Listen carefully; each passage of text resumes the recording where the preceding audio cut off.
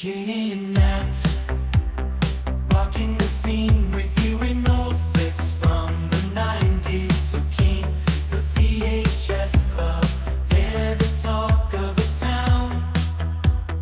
Breaking it down, spreading nostalgia all around.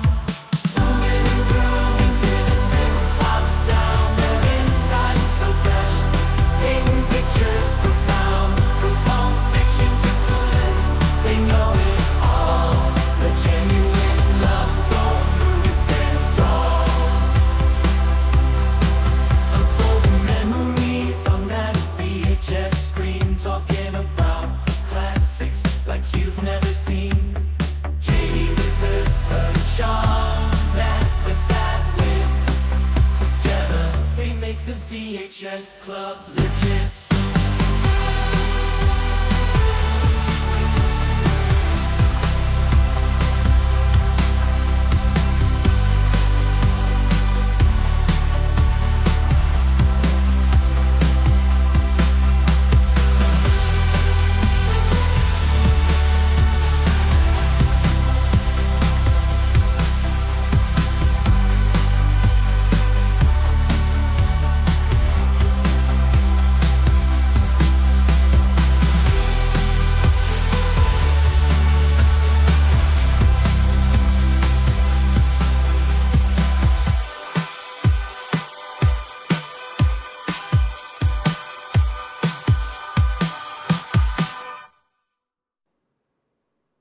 Welcome back to the VHS Club. Hello, Heather. Hello, Heathers. Hello, Veronica. Hi, Heather.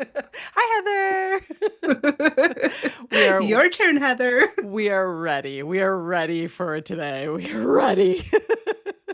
And then, of course, Kathy was in the comments. So shout out to Kathy hanging out with us here tonight. And Kathy was like, haven't you all done this? And I had a moment where I was like, uh-oh, have we done this? But we have not. I double checked and we have not yet. We just talked about it. We talk about it a lot. On several other episodes often. Yeah. So, we're finally doing it. We're finally doing it. So we should, I wanna just have a moment before we jump into this one. But first, hi, Heather.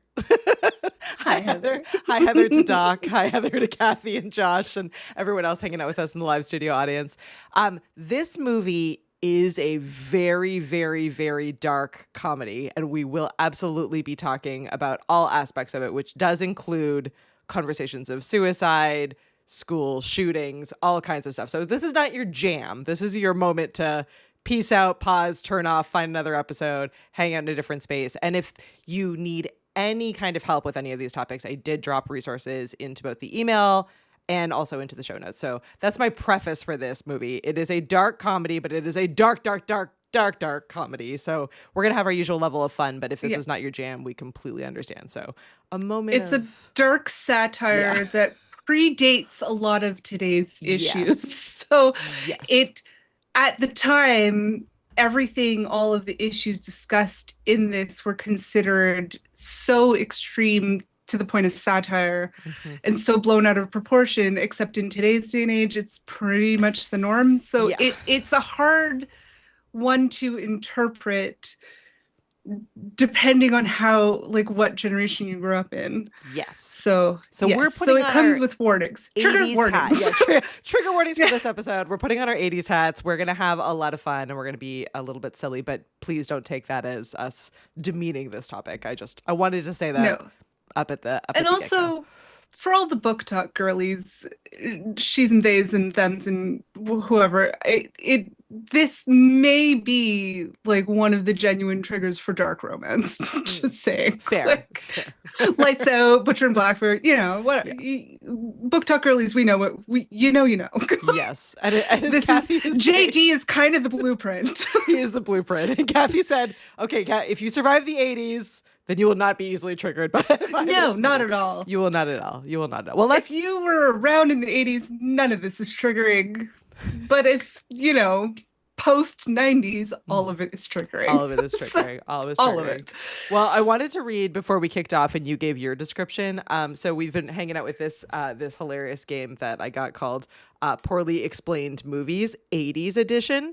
And so the poorly explained one-liner of this movie is a game of croquet gets really competitive, which I think is an accurate one-line description. That's basically it. I don't think it's poorly described. I think that's how you describe it. Do you have anything else to add to the movie Heather?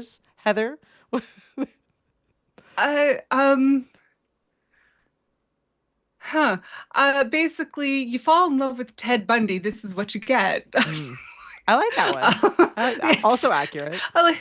I like a very intelligent woman falls in love with a very intelligent man who happens to be a sociopath, and she's like, but I'm not a sociopath, I'm just smart, and they go their separate ways. Mm-hmm. Mm-hmm. After a bunch of, murder and near blowing shit up. Yes. Lots of murder. This is definitely the inspiration for a lot of other movies and TV shows. So you and I were chatting before we jumped on. So if you know Jawbreaker, if you know Mean Girls, honestly, if you know Dexter, like all of these Buffy heavily inspired. The original by this movie and the pilot episode of Buffy. Mm-hmm. This whole scenario is the end scenario of the movie, which we'll get to, is used as sort of the premise of why Buffy ends up in Sunnydale. Yes. In the TV show. In the movie, this basically happens in the movie. Which the OG Buffy the Vampire Slayer movie, which I love Donald Sutherland, it's a terrible movie.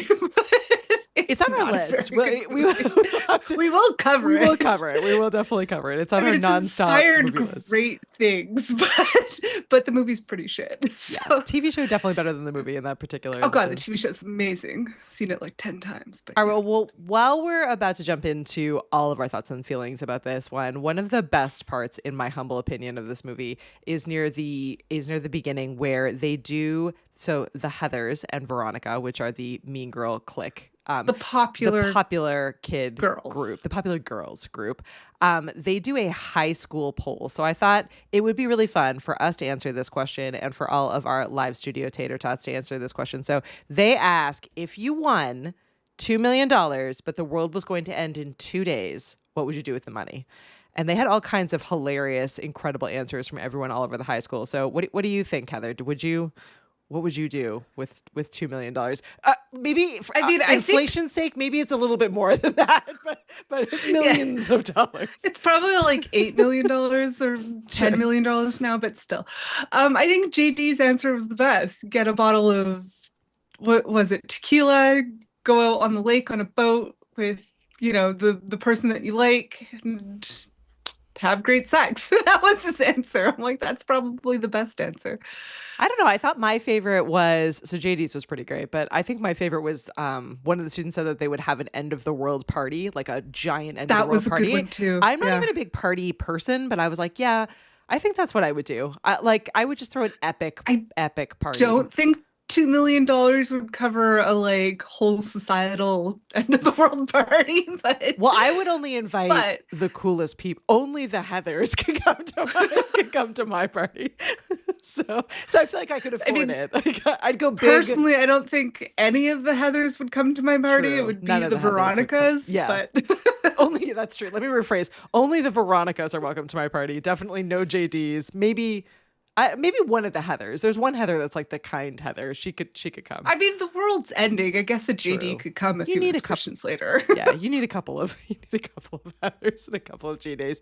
Well, Doc has a great question. Maybe we can kick off with this one. So, and he says later for when we get there, but you know us, we're always on side quests. So, first side quest of the night, he says, do you think JD was real or representative of intrusive thoughts? Which I did not ADHD people unite. Yeah. So what Which I'm like, thoughts, Nat? What do you think? No, he was real. You think he was real? You think he was real? Yeah. I like the idea that he was in an intrusive thought. I could see how that was probably definitely maybe an idea and part of the script, but I also think he was real. Yeah. I could see it. Only because I'm pretty sure I dated a couple of JDs. Like, you're having some trauma. Hang in there.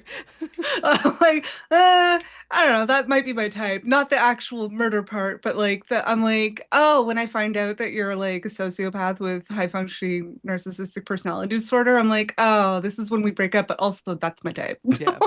Pass. You're smart. You're charming. You're good looking. You're witty. I'm like, oh, but you're also insane. So yeah. Yeah. But I've thought or I've read of that theory before. It's been explored before, but I do think he was there. Could he have been a part of Veronica's inner dialogue and like her subconscious? Yeah, absolutely.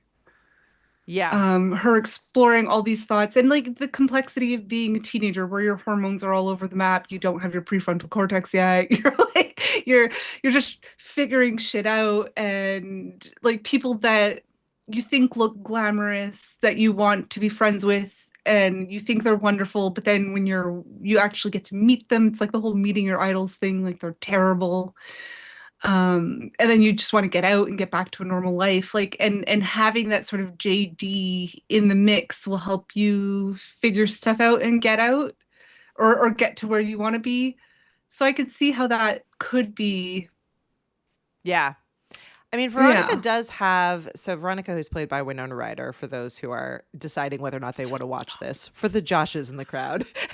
Winona Ryder, Christian Slater, that's all you need to know. It's fantastic. Yeah, so Winona Ryder plays the Veronica in a group of Heathers. So there are 3 popular girls named Heather, and then there's a Veronica. And Veronica, she's initiating to be a Heather. She's working, but she are like auditioning. She is auditioning, but she is like very included by the Heathers. Like they're kind of like somewhat. Yeah. They're mean to everyone, but they're not meaner to her. Like they like her, and they have this sort of interesting relationship with her, and Veronica's clearly not quite sure what she thinks of the Heathers. But she already has the intrusive thoughts. So like, which is why I kind of wonder whether or not JD is like an extension of that, or maybe that's what's so appealing to him, is that she's already got these intrusive thoughts that she's writing out loud to us, the audience, in her diary, which by the way, I love the angry diary writing. The angry diary writing is everything, because she's manic with it. She's like giant, like her whole body is going into writing in the diary, which I think is incredible. And I love this concept, which again would not play. Like this movie, I don't think could be made today for 8 million reasons. But one of the like obvious reasons. It gets watered down into Mean Girls if we did it today. It gets watered down into Mean Girls. But one of the like gigantic reasons is there's this whole premise of this movie where Veronica is like a chameleon and can write in other people's handwriting. So we have this moment at the very beginning of the movie where they have her write a like sexy love letter from the popular boy to like one of the least popular women in the school, teenagers in the school, and she's just like immediately able to like completely copy this guy's handwriting. And I love that everyone in the school like knows everyone else's handwriting, because this is like a plot device in the movie, because she ends up writing the suicide notes for all of the people that JD basically kills. Most of them, most of the people that die have this concept of like her writing the suicide notes for it. And I was like, that in itself probably wouldn't fly today, because no teenagers are handwriting. Well, and also notes. Fingerprinting. Like, so forensic science wasn't huge in the 80s yet. I mean, it seems weird to think that, because I feel like it's been there my whole life, but it's really came about more in the 90s and like late 90s. I think forensic science became it was still even a little woo-woo then for some police departments. It's still been developing, So things like finger marks and like fingerprint evidence was not a huge thing. And not necessarily even considered reliable. So in this movie, there's like no fingerprints taken on anything, and they just assume all these kids are committing suicide when JD is actually knocking them all off. Yeah. Because in his mind, they're creating chaos to bring about balance. Yes. And it's this But also then we find out he's also just crazy. a sociopath and is murdering people, and he wants Veronica to be the Bonnie to his Clyde. Yeah, he's an interesting... But also totally okay with killing her, but would Yes. rather have her stay as his love interest and participate in all of his murder sprees, but is totally okay with also killing her. So, Yeah, and it's this world too where, again, like, this is a dark comedy. It's entirely a satire, and it's this world where there is, like, everything is sort of over the top, and it's this representation of, like, of what it feels like to be a teenager, and like what the high school and the teenager experience is like. And one thing I do think they did I think they did a lot of things really well with this movie, but one thing I do think they did really well with it is how all of the adults, like, present in this movie, like all of the parents, the teachers, there's this, the police officers, like, there's sort of just this understanding of, like, well, teenagers do crazy things. So, like, it's this world of, like, the expectations for teenagers and the bar is set so low, and yet there's still, like, such an expectation on them at the same time that, like, that it's totally fine for, or totally not fine, that's not the right word, but, like, a crazy sociopath. Unsurprising. It's unsurprising that a sociopath like JD would be able to get away with murdering literally whoever he wants and writing a suicide note because, like, well, yeah, sometimes teenagers do crazy things like kill themselves. And there's just no, like, that's just fine. Like, that's just normal and accepted and totally fine in this world, which is obviously, like, wild and crazy. He did. But that's sort of the point, is how wild and crazy it is. The archetype of teens that have a lot of pressure on them without seeming that they have pressure the ones on them, that like would shatter the easiest, I guess, of like the groups, the popular girl, the queen bee, or the head cheerleader. She wasn't a cheerleader in this, but like sort of the queen bee of the school. Yep. And that whole expectation of perfection, and she's supposed to come across as super loving and sweet to everybody, even though she's the meanest person on the face of the earth. Yep. So it's like all of those pressures on her made people be like, oh, it's not surprising that she was actually suffering.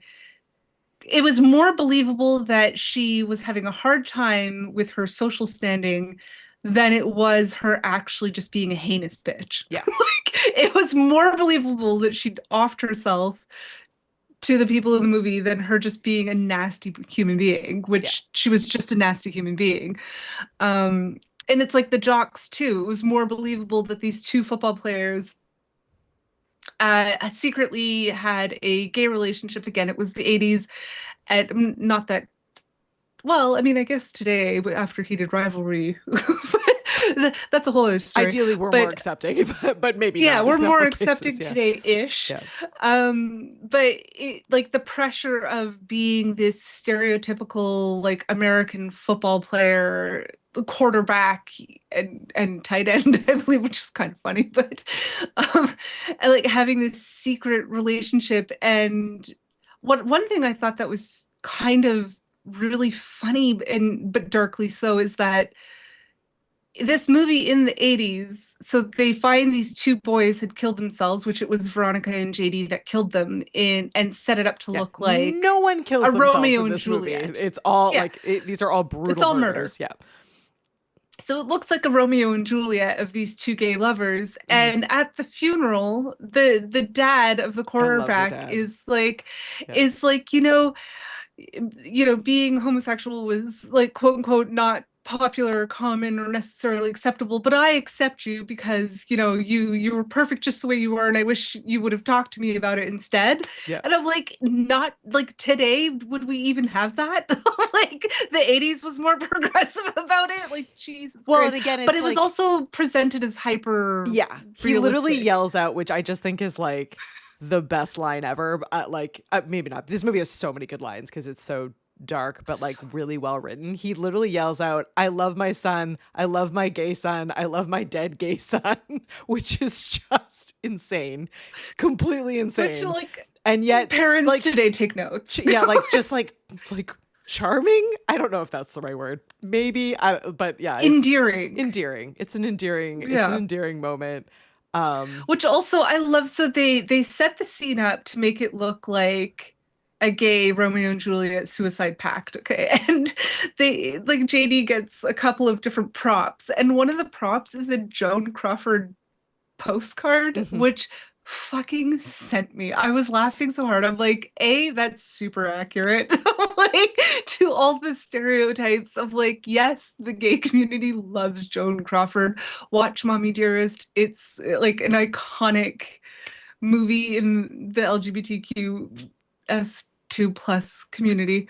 I missed the letter N. Whatever.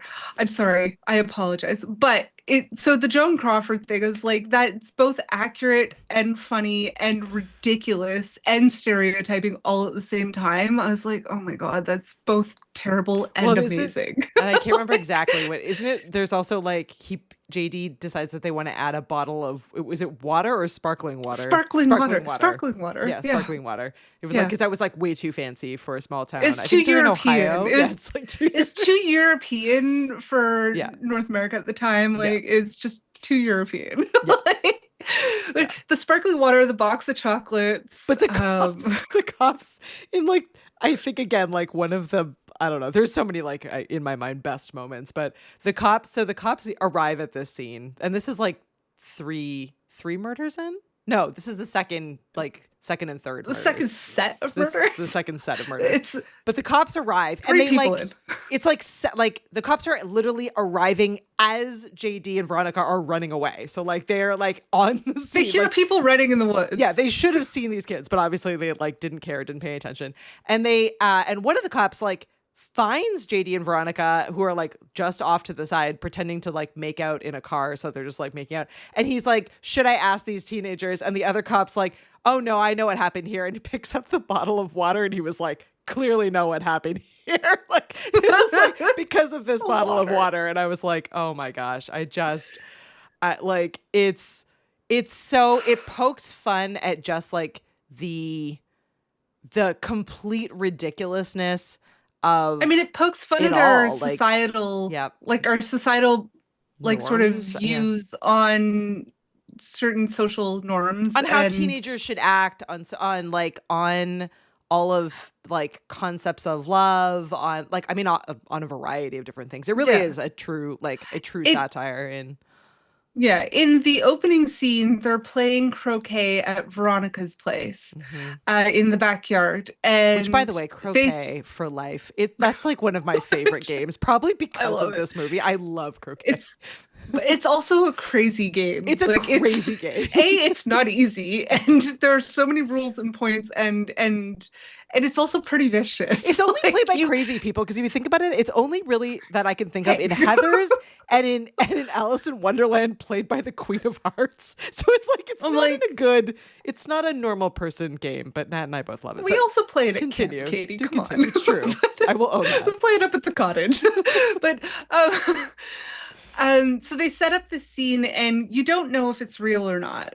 Where they're playing croquet, and it's the three original Heathers, and they're hitting the ball, and you see in the last shot when Heather 1, who wears red, hits her red ball into Veronica, the maybe soon to be Heather, right into her face, and she's buried in the grass, like with just her head visible. Because it's supposed to be, if you don't know croquet, it's supposed to be like a peg that like comes out of the ground, like a stake you stick in the ground, like and that's what you hit to win. But they have just literally Veronica buried in the ground, which is crazy. Yeah, so it's like, but she couldn't possibly be really buried in the ground, because then later it's like Veronica 2's mom gets there, and she's like, to pick her up, and she's like, oh, if anybody needs a ride, and the other the three Veronicas run off, or Heathers, sorry, run off, and Veronica is not covered in dirt. She obviously was not really buried. Her house, like, and her parents are outside, like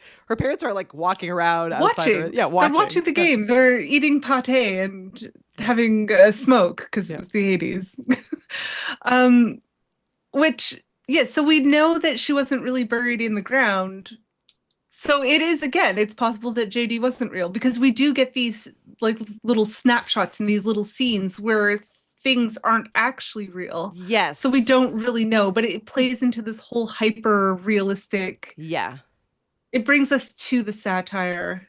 Well, it's visibly. it is like, you're right. Actually, I didn't think about that, but like, you're right. There are these kinds of like, the movie is already over the top, like in how like it is, because it is a satire. It has like just these like insane storylines and moments throughout it. But then there's moments like that are like even more over the top. So you're kind of like, is that actually real? Like, and then there are moments where you're like, oh, is this like a dream sequence and it's gonna like switch back into real life, but then it doesn't, and you're like, oh, okay, no, this is actually what's happening. Oh, that happened. Yeah. So there are these moments, and even like, so JD is definitely, so he's introduced kind of at the beginning of the movie as like just this like cute boy, the new kid in school, cute boy in the corner, super hot, that Veronica is immediately attracted to. Dreamboat. But then there's this like weird, but like also because it is a satire and it's so crazy, there's this like progression where like Veronica already doesn't know if she fits in this group, right? So like she's already kind of having these moments of like, am I really a Heather? She questions their bullying. Yeah, they're not nice. She doesn't love that. Yeah, exactly. Yeah. And so she meets and starts spending time with JD, who is clearly a chaos agent. Like he's clearly just there to like cause like all kinds of chaos. But there's this moment at the very beginning where she's joking, we think, where she's like, we should kill Heather, the lead Heather, the red Heather of the Heathers. Yep. And he's like, okay. And they like have this kind of like conversation. And then in her mind, she's like, we're going to do this kind of like prank on her that will make her like feel sorry about this. We're going to give her sour milk, basically. We're going to mix milk and orange juice, give her sour milk. She's hungover. She'll puke her guts out. It'll be hilarious. And he's like, let's do Drano. Yeah, he's like pouring stuff. And she's like, oh, haha, like that'll kill her. And he's like, yep, that'll kill her. Like he is sort of you're right. Like it's funny. Kathy is saying like, is JD like the Brad Pitt character in Fight Club? Yes, kind of. Which is like a figment of your imagination. Yeah. Which, did Fight Club take this from Heather's? Maybe. Probably. Yeah, like everything comes back to Heather's. He's also like the imaginary best friend that takes it too far. Like he's like, he does die at the end, but is that Heather just killing him off? Yeah, because no one. Maybe I don't know. But maybe they do acknowledge him. Yeah, no, but they do. So that's the thing that throws you off is like in the cafeteria. At first, it seems like Veronica's the only one that sees him. But then you notice the other characters acknowledge that he exists. But then JD pulls out a pistol, which he later uses to kill a few. And he shoots the two jocks, which end up dying later in the movie, but with blanks. Yeah. Which, now this is the hard part, is that at the time, this is pre-trigger warning shooting. Columbine, yeah. So there's not really any largely known cases of school shootings at the time. Yeah. So, and what's interesting historically to see is in this movie, this was considered the satire point, is that it was so exaggerated that it couldn't possibly really happen in real life, was a school shooting, which is crazy. But this is where we're at. Yeah. Like, so in historical context, this was absurd. And the way the characters react is like, equally absurd. Yeah. Because they're like, well, it was just blanks. Was it even really that bad? It's yeah. like, well, yeah, it's literally horrifying. They're discussing whether or not he should be suspended or not. And like some of the characters are like, well, he shouldn't have even been suspended. And like a couple of the characters are like, well, he should have gone to jail. And it was like this weird. And then and they're like, nah, let's just normalize this because it was crazy and it's not real life.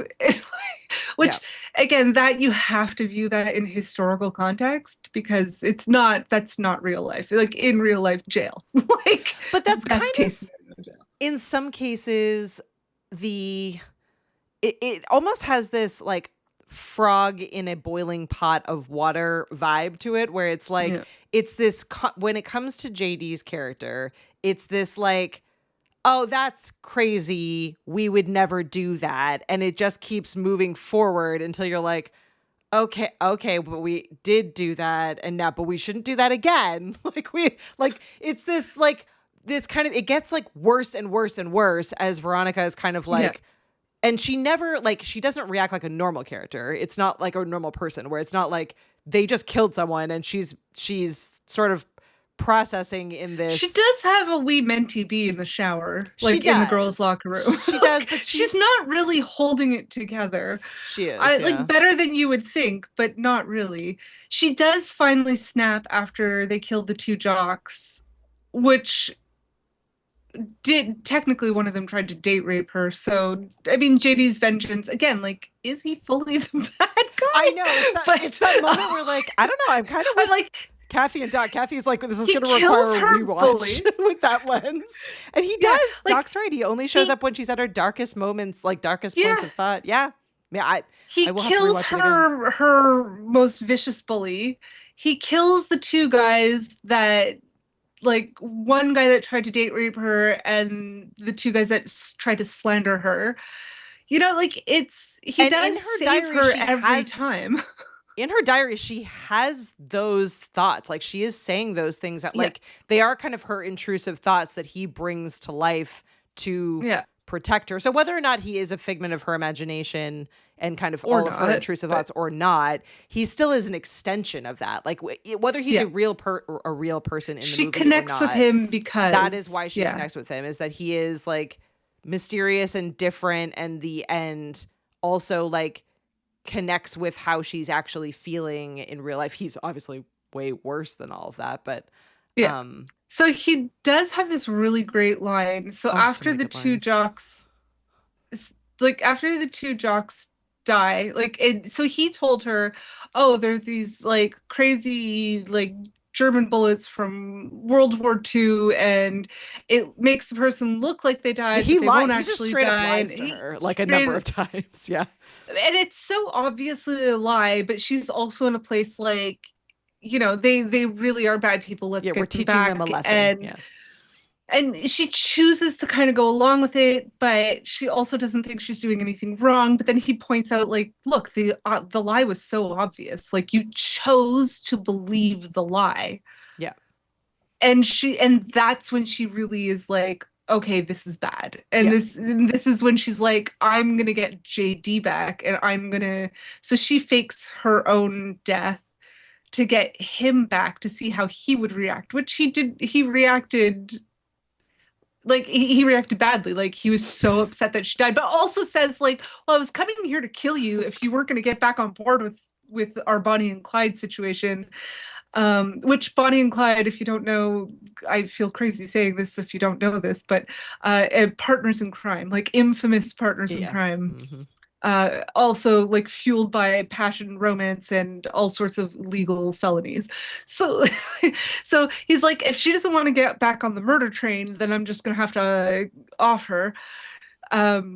So he was going over prepared, like, with his little murder kit. He was going over to kill her. Yeah. And then he finds her dead, and he's so sad and upset and totally heartbroken about it. So again, like, how evil is he? I'm like, this is why I'm single, guys. Yeah, he's special. He's definitely the morally gray special character.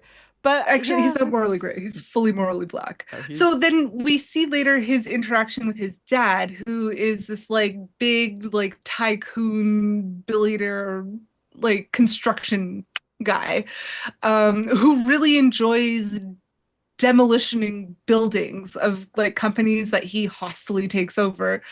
And JD confesses that his mom couldn't handle the dad anymore, and possibly even her son. So she, as a building is prepared to demo, she goes in it and commits suicide, or was possibly murdered by her husband or son. A little bit of both. Possibly. It's pretty gray. So you see sort of this typical explanation for a serial killer origin story come out, which makes JD again now more realistic, because you see he has this psychotic father who seems to be managing his psychosis by demoing buildings in hostile takeovers. But then JD is not, because he doesn't really have a parental figure, and his mom died horrifically. And so it's like you see Veronica waver on whether she thinks he's completely insane and evil or not. He's also which the pulls her back in a little. JD and his father are also like an interesting, if I was like any kind of film studies person, I would have something much more interesting to say. But there is an interesting dynamic between the two of them, because JD's father talks to JD as if he is the father. So it's like this joke between them, but it also like definitely leads back to this idea of like there's no parenting of like who has the power. Like this entire movie is all a power struggle to some level or another, right? Like the Heathers are trying to fight over like who has the power at school among the teenagers. There's like a weird power shift in this movie where like the parents are very like have basically like given up on trying to take care of these teenagers, and the teenagers have all of the power, which is not necessarily what it is like in real, like it's that power battle at as the same teenagers time become closer to adulthood. Like it is an interesting talk on power across the board. Do find that Veronica's parents actually, it doesn't like they're not necessarily passive or uncaring. Like a lot of parents in teen movies are just not present, but her parents are very present. That's true. And they seem to trust her. I got the impression that they just trust her to make good judgments. And it is mentioned that she was supposed to skip several years ahead in school because she's a like genius. Genius smart, And so they just emphatically trust her, and they joke around with her like an adult, probably because she is a graded genius.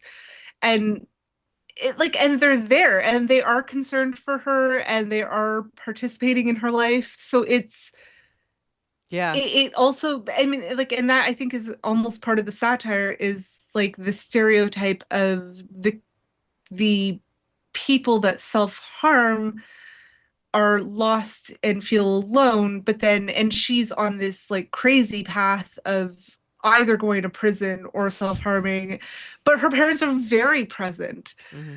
And it's very contradictory and confusing, which I find represents sort of the teenage experience, because everything's really fucking confusing. Everything is really, really confusing. Which, my favorite line in this movie that runs through my head rent-free every day is "fuck me gently with a chainsaw." Yeah, that was Doc's which favorite is too. a wild line.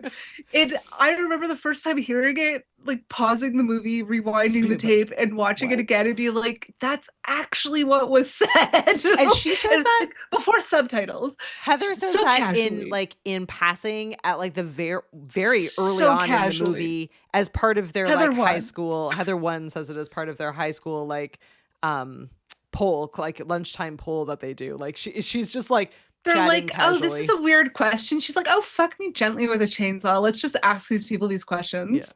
What? Yeah, there's some great. God. I mean, so I wrote down a few of my favorite quotes. "What's your damage" is fantastic, which has been used also in so Buffy good. by Cordelia, and she said specifically, "What's your childhood damage?" But what's your damage? Obviously.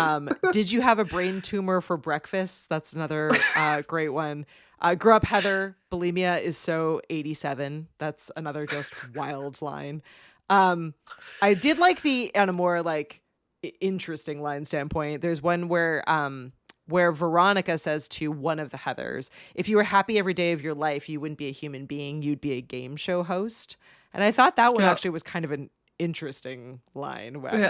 I also love that Heather 1 bullies Heather 2, and she's like, "Oh, what, like Heather 3." So, okay, the Heathers, there's the red Heather, the yellow Heather, and the green Heather. Interestingly enough, the green Heather, not a primary color, and Veronica's the blue Heather. Yeah. Which they match the croquet I have balls. a whole theory. they match the croquet balls, but I have a theory about primary colors. We'll get back to that. All right. But if I remember.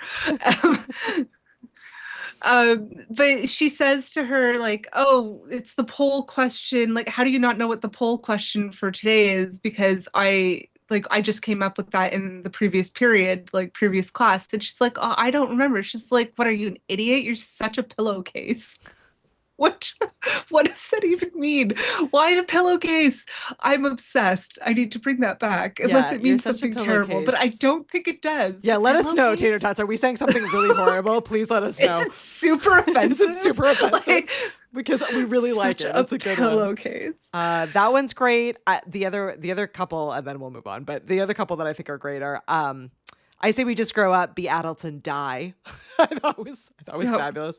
And then Winona Ryder has a line where she says, "Dear Diary, my teenage angst bullshit now has a body count," which again, just like so dark. And actually, okay, one more for great pate, but I've got a motor if I want to be ready for this funeral.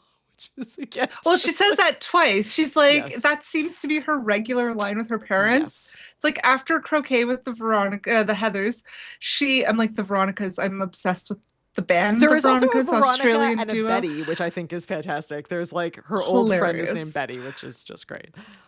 Iconic. Yeah. Feel like that also was kind of on purpose, because yeah. it's like the Yeah. high school archetypes from Yes. the Archie comics. But Yeah. she says, what fabulous pate, but I got a motor to get ready for this party. Yeah. And which also like hugely commentary and on society and the time and maybe just being a teenager. But these high school girls, not necessarily even in their senior year, are going to a college frat party. Yep. And the guy says this comment, which I'm like, oh, you are so punchable, but should really be in jail. It's like, oh, you know what's so great about talking to you is I don't have to ask you what your major is, which is pretty hilarious because that is a typical like first opening line when you're meeting somebody in college. It's like, oh, what's your major? But then he like totally like flubs. He's like, well, when you're in university in a few years, what do you think you'll be studying? I'm like, which like shows that Veronica is much smarter than this college guy and probably should have skipped the years, because she's like, oh my God, what an idiot. Mm-hmm. And there is like this whole, I actually think, great sort of image of consent where she's like, this guy keeps pressuring her and trying to coerce her into sex, and she's like, absolutely not. And she basically decides to ruin her whole reputation. And Heather one threatens to ruin her whole high school existence. She's like, transfer schools because you're done. Because she didn't have sex with this guy and she threw up because she got too drunk at a college party because she's a child. And she just seems fine to leave. Like she's actually got like a pretty good. Yeah. But then she goes and she meets up with JD and she wants to be with JD. So it's like this whole, like, I found that really interesting, the representation of consent and non-consent and how you do have a say and you do have a choice and you can be like sexually active and have, anyway, it's just an interesting conversation that wasn't really necessarily part of the movie, but really was. Yeah. Yeah, because a lot of teen movies show just the one side of like, oh, well, non-consent is bad. But this also shows that consent is good. Which, I mean, JD was also a sociopath and tried to blow up the whole school. So. But you are right. Like, it is interesting. It wasn't that she didn't want to have sex. It was that she didn't want to have sex with that guy. With that douchebag. Yeah, so that, you're right. That is kind of an interesting point. Well, like, and it was an interesting point about making healthy, intelligent choices. Yeah, you know? exactly. So, well, Paul is saying this movie was filmed in 32 days in July and August 1988. A couple other crazy facts about this one. So Winona Ryder actually fought to be in this movie, and they apparently only paid her $3,000 to be in it, which is crazy. Christian Slater's voice. I hope her royalty checks are worth it because they owe her fucking money. I don't know because of course the movie bombed in the theater, but obviously, as is our way here on this show, this was picked up by the VHS rental market, and I only remember this movie being classic. hugely popular. Yeah. It bombed. It did just abysmal. So it had a $3 million budget. It made only about $1 million in the box office. But then it became a huge cult classic in the cable TV and VHS market. So it definitely picked it up later. Christian Slater apparently modeled his voice after Jack Nicholson, which maybe is what makes him so creepy in this movie, which I just think it was like, now that you hear it. Yeah, absolutely. I can't make the connect, honestly, but I'm like, is that why Christian Slater is so charming and attractive? Is it because he was just doing Jack Nicholson all this time? Maybe. And then 'Cause, obviously, I mean, as creepy as Jack can be, he's also very charming. Oh, yeah. And uniquely good looking in his charming, creepy way. Exactly. Well, Paul has But some other I'm like, facts. oh my God. He says Winona's agent apparently begged her not to be in the movie, saying that her career would be over. But The opposite happened, dude. the same week that she received the script, a student from her high school committed suicide, which only inspired her more to do the film. Good for her. The concept of this movie, unsurprisingly on every level, completely terrified movie executives. Like, no one wanted to touch this movie at all. So the fact that it got made is actually kind of incredible if we think about it. Yeah. And apparently the writer, Daniel Waters, actually, like, his original script was way, way darker than this one. Like, so at the end of this movie, so it has this progression where Christian Slater's character, JD, keeps sort of like talking Veronica into lying and talking her into helping with these murders. There's first they as a team kill the Heather 1. Then they kill the 2 jocks, and then they try to kill Heather 2, but end up not killing her, and they move on. Veronica saves her. Veronica saves her, basically, but then all the way to the end of the movie, his grand plan, which is unveiled, is to blow up the entire school and kill everyone. So he basically tricks the students into signing a petition that is basically a giant suicide note. So a suicide pact. A suicide pact. And so that's his vision. But at the end of it, Veronica ends up defeating him. So they have this whole battle, and he doesn't end up blowing up the school. But I guess in the original script, they blow up the school and kill everyone was the original ending of this movie. A la Buffy. A la Buffy, which would have been interesting, but I kind of like that in this one, she wins and no one even knows. Which again, back to Doc's point, maybe he doesn't even exist, but they no do one and they don't. Well, notices and knows. So he ends up blowing himself up, and she's the only witness to it, and then we never hear anything about it again. Yeah. Heather 3 at this point has the Heather 1's red scrunchie, and you see it get The passed power down from the scrunchie. Heathers. Yeah, it's the show of all power is the scrunchie, and at the end of it, Veronica takes the scrunchie right out of Heather 3's head, and she's like, there's a new bitch in town, and she puts it on, and you see she decides to use now her position of ultimate power For good. to befriend the girl that was picked on at the beginning. And so you see she's going to use her powers for good, and that's how the movie ends. It gives it a happy ending. Which I really I liked. Which I liked. It feels it's kind of that tipping point of the satire where it's like it's so hyper exaggerated, and instead of just being like dark, it makes it that satirical comedy by being like, okay, well, we magically somehow, after all the murder and mayhem, get this happy ending, which is ridiculous, but we get there.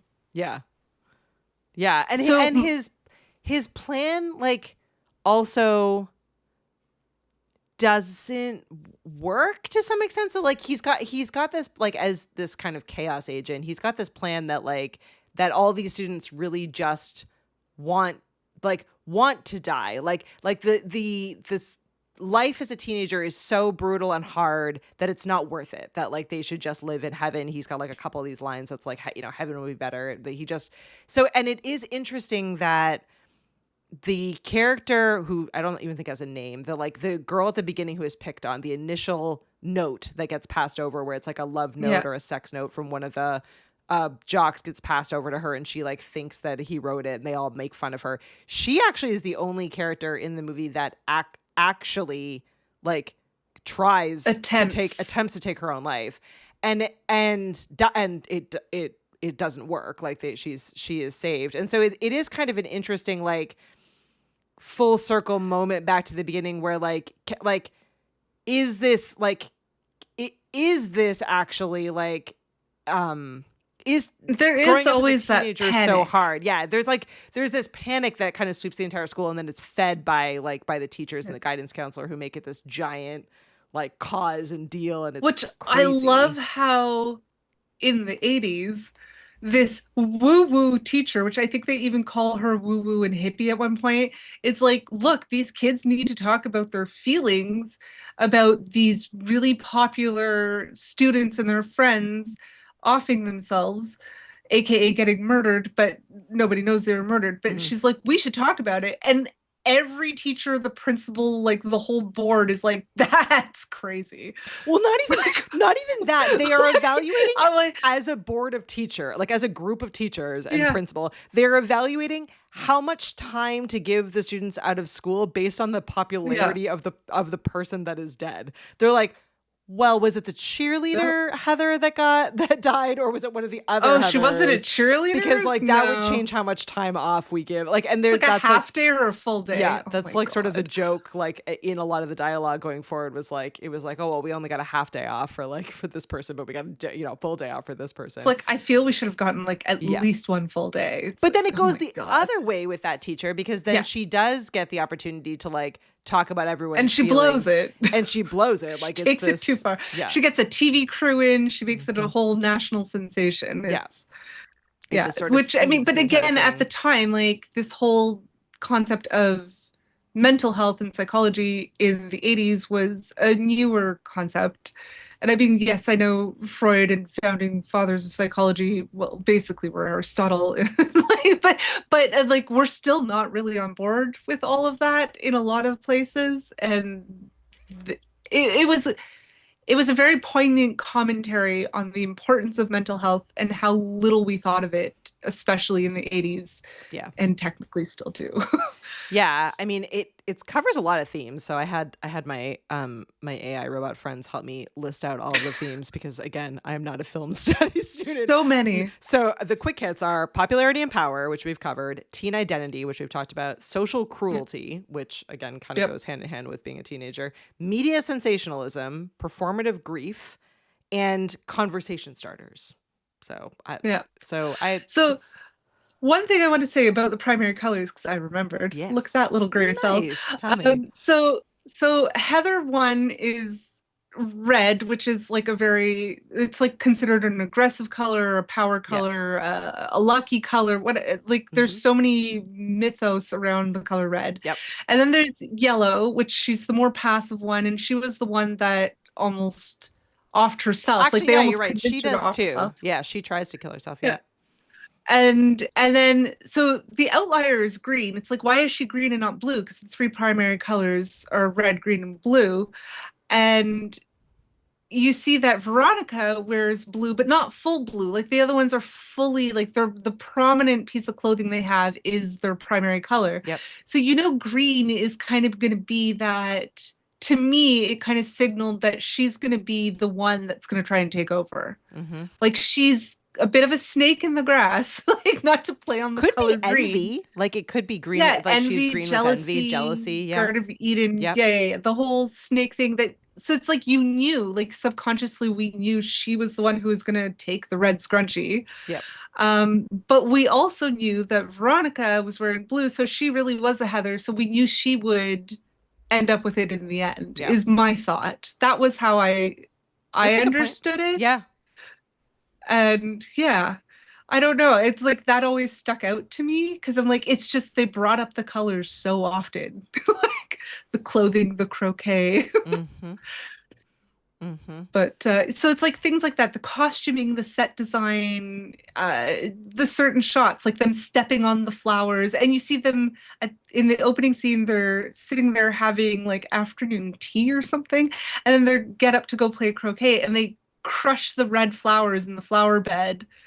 which is a lucky horseshoe shape, like right in the beginning. So it's like, you know, red heather's out first. like it's like, oh, they crushed the red flowers with the red heather. So like, Well, it's just interesting to see how it all played out. And there's a lot of thought that seemed to go into the staging and the costuming, and that I feel is what makes this movie so impactful and so great.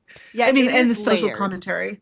I think Yeah. what like love it or hate it, and total respect on either side of Oh this yeah, point, you to be could hate honest. it. I It's dark. it is very well done. Like, it is very well written. It is very Yeah. layered. It was really well acted. Like, it does hold up. Like, so this is the question we always ask, like, whether or not a movie holds up. I do think that this movie holds up in that it's still very smart. It still hits as like as a criticism, as a satire. Like, I think it does all of those things. It's so definitely dated. relevant. Like, I don't Like, think it but I find that almost plays better into it holding up, because it's, yes.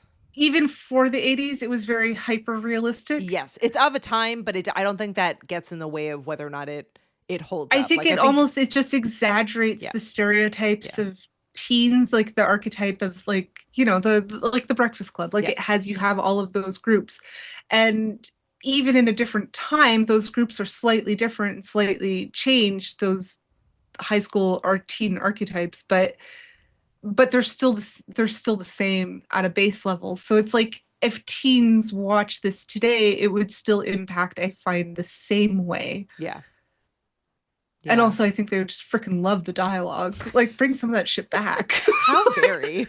You're such a pillowcase. It's such a pillowcase, which hopefully is not an insulting term. But we'll see. We'll see. Paul is saying that the colors of each of the Heathers the colors each of the Heathers wears is intentional. Veronica, played by Winona Ryder, wears blue because blue is the color of a bruise, symbolizing how Veronica beat herself up emotionally. Did. I read more into it than there was. I like it. but I like it. Still. Yeah.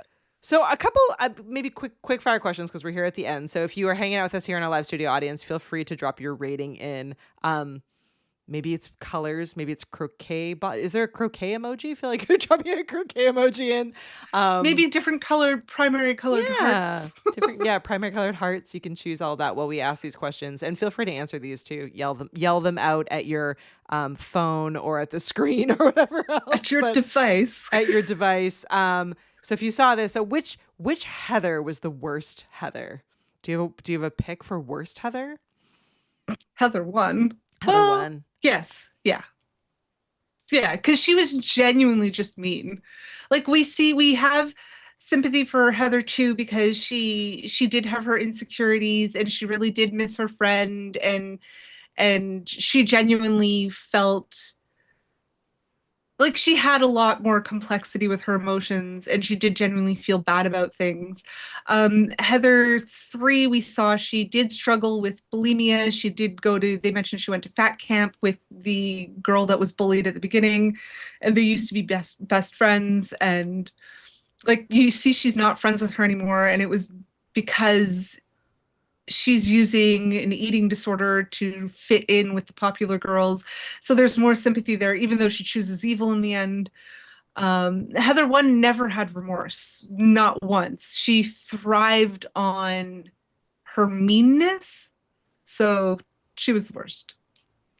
I'm gonna be controversial and go with Go looks like for it. Doc is on the same page as me. So Doc says Shannen Doherty, Heather 3. I think Heather 3, even though she has like the ED. sadder backstory, I think she's like almost more evil, because she's willing to like step over everyone else to become the evil Heather. Like, I think there's something in that's like, I don't know. I mean, Which Heather shout out won. to how amazing Shannen Doherty was in this, and like She's how so good in she this. she played this so well. She was a very good teen actor. She absolutely was. All right, I is also want to Veronica- say, like, oh, go ahead. Is Veronica actually a good person?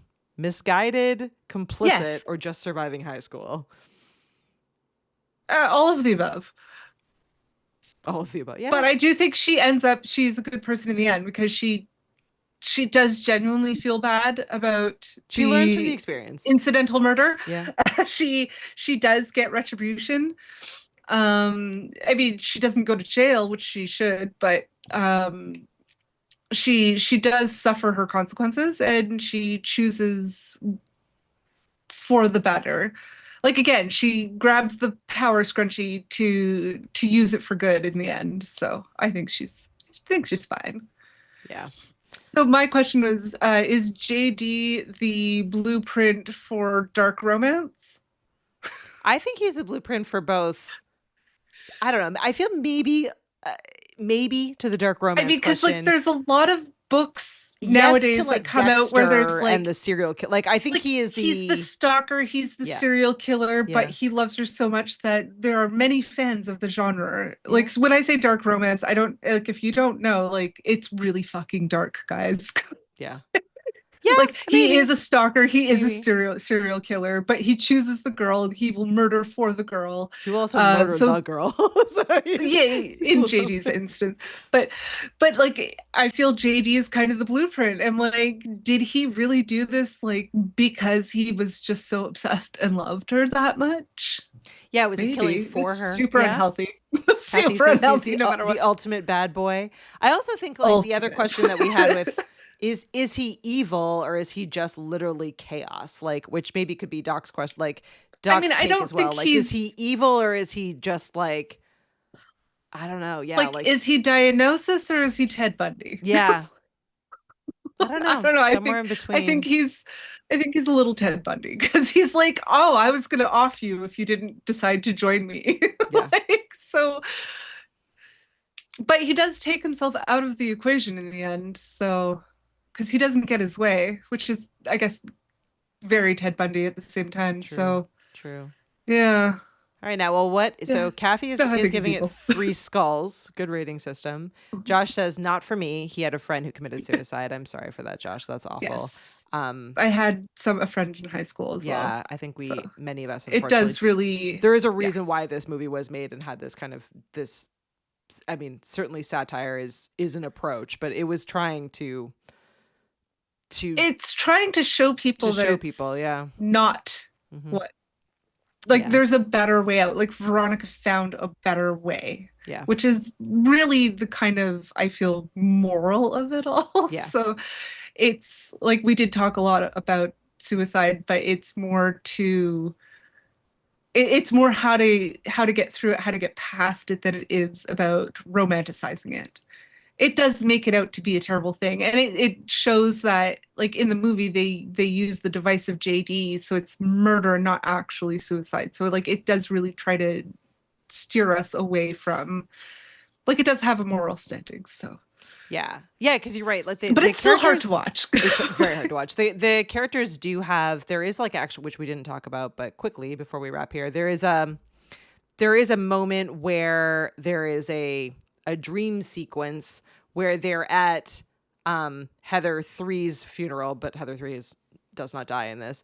But they're at Heather 3's funeral, and Veronica is talking to Heather 1, who says basically that that the afterlife is like incredibly boring. Like she wanted to live, like, right? So like, Yeah. it's kind of the it's the antithesis to JD's belief that like all teenagers do just like, it's so awful that they would rather have this out. And the premise of the movie is that no, they don't actually really want this out. Like it is awful and it is incredibly hard. And there are lots of things that you have to go through, but as you said, there is another way. And there like, and people, and every teenager and every person has the opportunity to be their best selves. So like it does, you're right. I do think it has a bit of a lesson, but yeah, interesting. Yeah. Definitely an interesting discussion point throughout. What do you think, Nat? What would you? Where are you at for ratings? I took a swing. I don't know how I feel. Doc says 5. Doc's giving it 5 whales.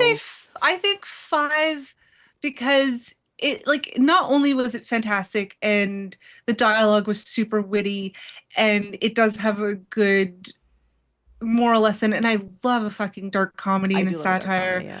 Mm-hmm. But it also was the blueprint for like pop culture throughout my whole actual life.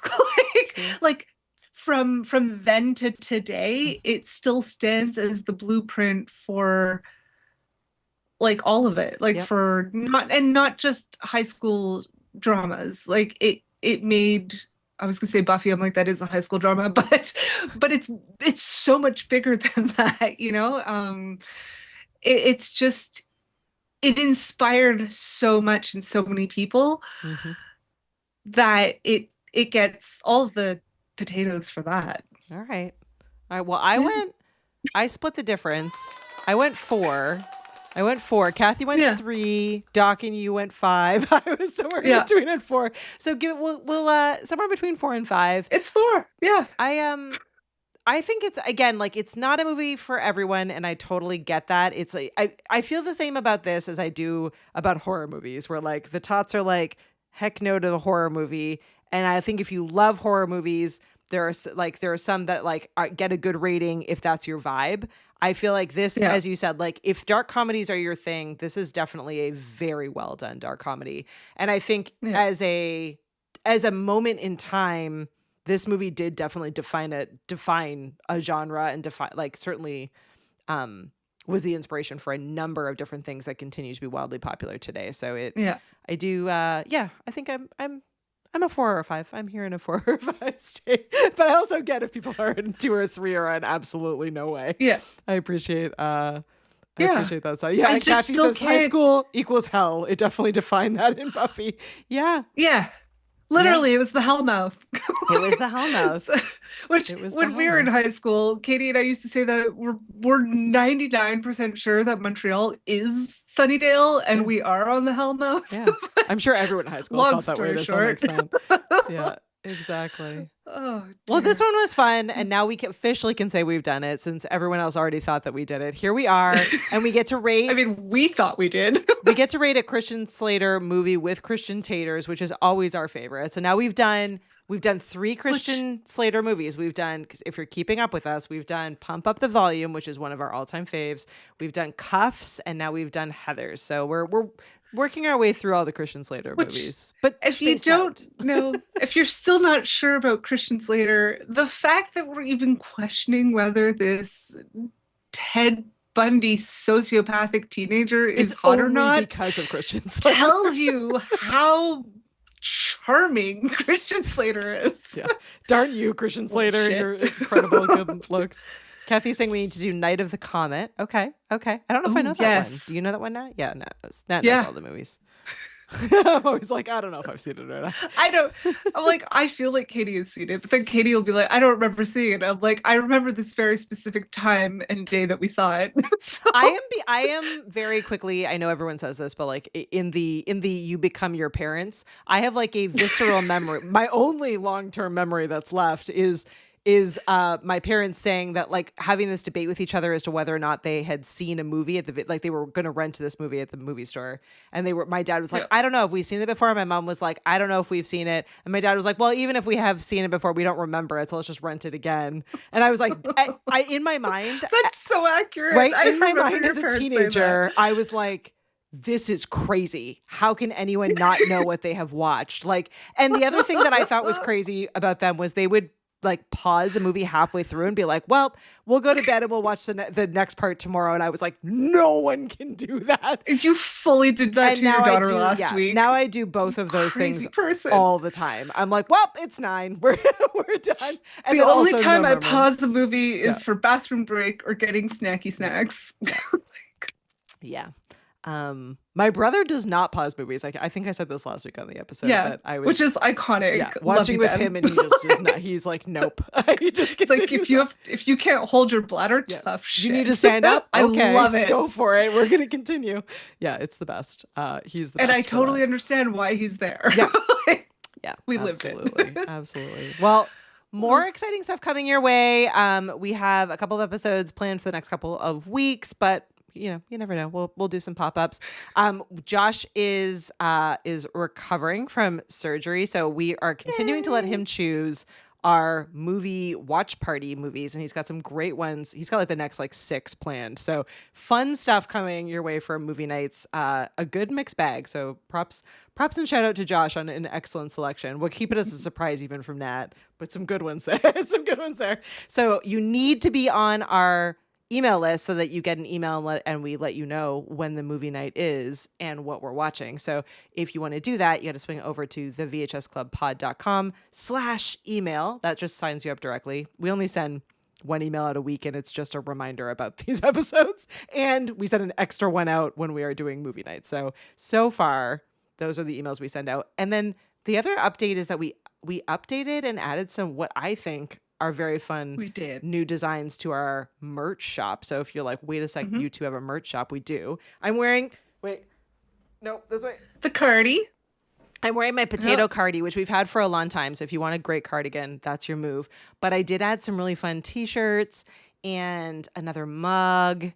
What else did I add? I added some fun stuff. So if you want to be able to check that out, same link. Tank top. Oh, there's this one t-shirt that's so 90s. It's like the white with the black piping around the neck and the I think it's called sleeves. A ringer shirt. Quote unquote. Yes, it is. Shirt. It is. It's Okay, absolutely. Right. I used to work at a clothing store person, for so. teenagers.